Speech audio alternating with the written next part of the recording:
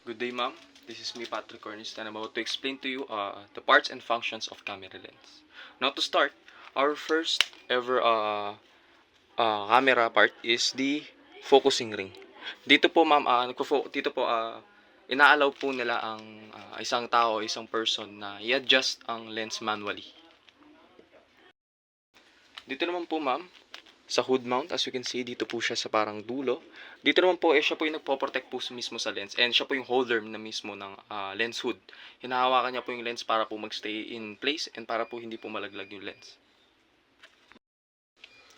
As you can see here, filter thread or front of lens. Dito po nakakapag-attach po tayo dito ng mga UV polarizing and the filters para po mas maganda po yung quality po ng photo na i-take natin, and para po makahanap po natin yung perfect na type of photo or type of picture na pwede po natin ibigay. Image stabilizer switch.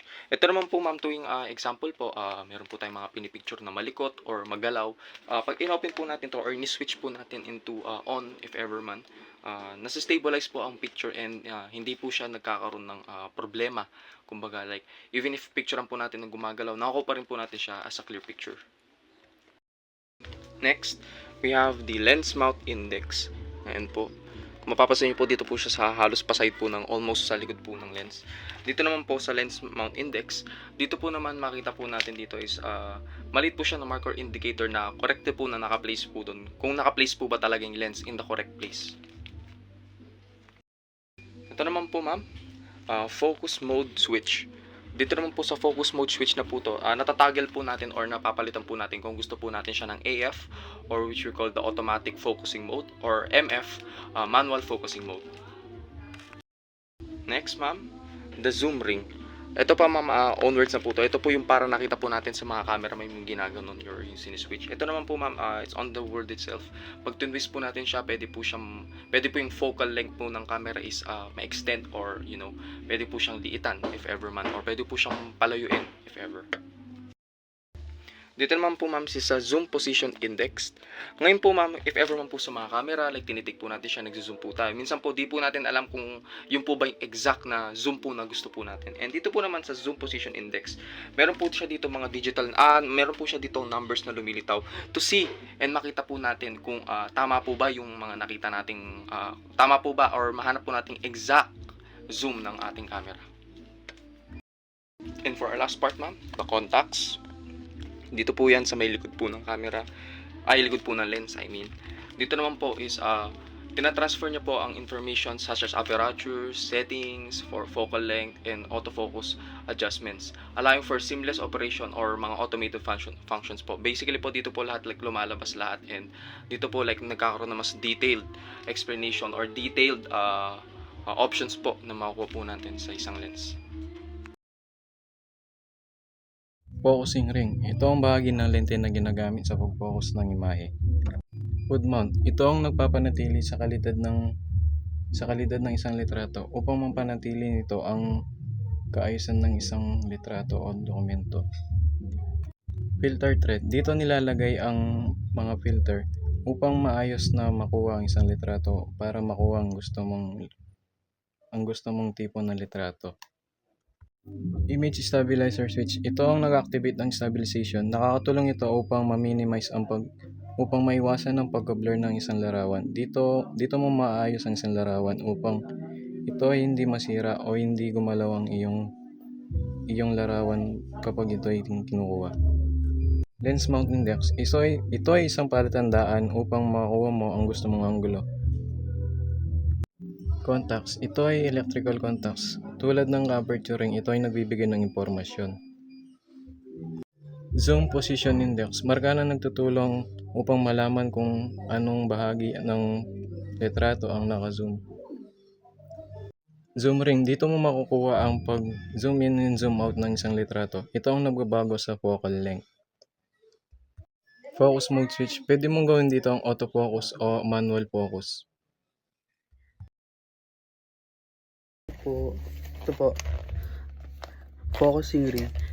Ang focusing ring, ito yung part ng lens na iniikot upang yung picture or image, upang makita siya iikutin mo siya para makita mo siya kung talagang malinaw ba or malabo. Tapos kaya to iniikot yung focusing ring upang lumayo siya, lumayo yung isang object na pinipicturan mo or lumapit siya. Tapos naman, ito namang hood mount, ito yung nagtatakip sa lens upang hindi siya masinagan ng araw. Tapos, ito naman pong filter thread front of lens, ito yung sa harap ng lens na nakakatulong na magamit or mailagay yung iba't ibang filter tulad ng polarizer o UV filters. Tapos ito namang itong image stabilizer switch nakakatulong sa pagbawas ng labo ng isang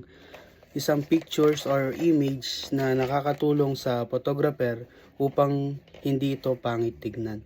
Ito namang lens mount index. Ito isang parts or bahagi ng isang lens na tumutulong sa pag-install ng lens. Tapos ito naman focus mode switch. Ito yung nagagamit upang ma-autofocus natin or ma-manual focus natin yung isang subject na kinukuha na natin ng litrato or video. Tapos po, ito naman zoom ring. Ito yung parts ng lens na ginagamit upang mapaliit or mapalaki yung litrato. Tapos, ito namang zoom position index. Ito naman yung parts ng camera na nagbibigay ng iba't ibang settings ng zoom. Tapos, the last naman, yung context. Ito yung context na to ay yung pinakahuli sa parts ng lens. Ito yung nag-uugnay sa camera at saka sa lens. My name is Lorraine M. Macalino po. I'm from BSc 2Y1-1 po. So, this video po ma'am is di-discuss po natin yung part and function po ng camera lens. First po, ang di-discuss po natin is focusing ring. So, yung focusing ring po is ang function po nito is parang inaalaw po yung photographer na i-rotate or parang i-adjust po manually and i-focus po manually yung lens para sa subject po nila para iwas blur po sa details po ng picture depending po sa distance of the camera po. Secondly po is the hood mount po. So the hood mount po is parang this area po is nasa front of lens po siya where the hood is attached po. So the lens of the hood po help to reduce the flare or the glare from the stray light po. Tapos po nag-i-improve po siya by contrast and protecting the front element po from the lens and by the physical damage po. Yun po yung function po, isa po sa function ng hood mount. Is ma'am is the filter thread. So yung filter thread po, makikita po ito sa lens na parang located po siya sa very front of the lens po. So ito pong threaded po dito, yung section po niyan, that's allow po na we screw the various filter. These filters po na such a UV filter, polarizing filter, neutral density po. Nakaka-modify po siya ng the light entering the lens through the lens po and achieve the certain effect po or nag-provide po siya ng protection sa lens po.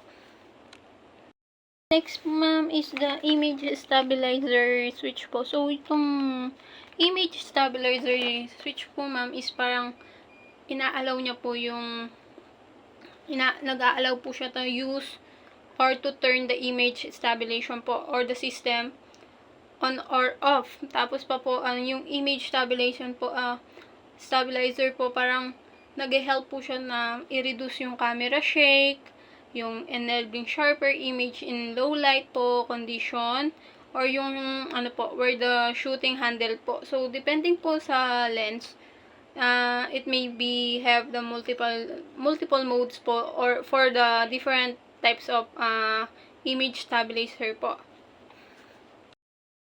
Yung next po is lens mount index po. Usually po ang lens mount index is kulay po siya, parang red or white dot po. Parang on the lens barrel po, the the aligns with the corresponding marker po on the camera body. It indicates po na parang where the lens should be positioned on the mount correctly po. So, parang ano po to, parang to ensure po na easy yung attachment and removal of yung lens from the camera body.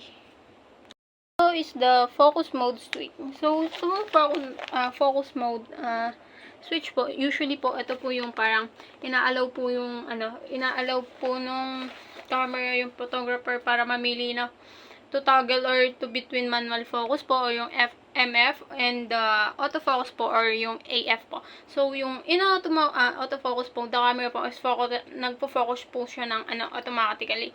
So the camera po focus automatically while the manual mode po mismo yung manual mode po, mismo yung photographer po yung bali nag-a-adjust po para mag-focus yung camera. Zoom ring naman po, ito po yung nag-aalaw na parang zoom out, zoom in para po parang inaalaw po yung parang yung angle po ng camera po natin. Yun po yung function po ng camera zoom ring. Next one po is the zoom position index. So yung zoom position index po parang typically nakamark on the lens barrel na po siya. So ito po yung nag-provide ng a quick reference to the zoom level po, nag-help din po siya sa photographer para malaman niya yung exact focal length po at a glance po. So yun po yung function po ng zoom position index. Next po is the contacts. Yung the contacts naman po ay this is a parang small metal connector lang po siya. Located po siya sa rear or the lens where attached to the camera body po. So, yung the contacts transmit po electronic signal po siya between the camera and the lens po and enabling future like autofocus, aperture control, image stabilization. They are the parang essential po siya for communication between the camera and lens po. Yun po yung function po ng contacts. Thank you.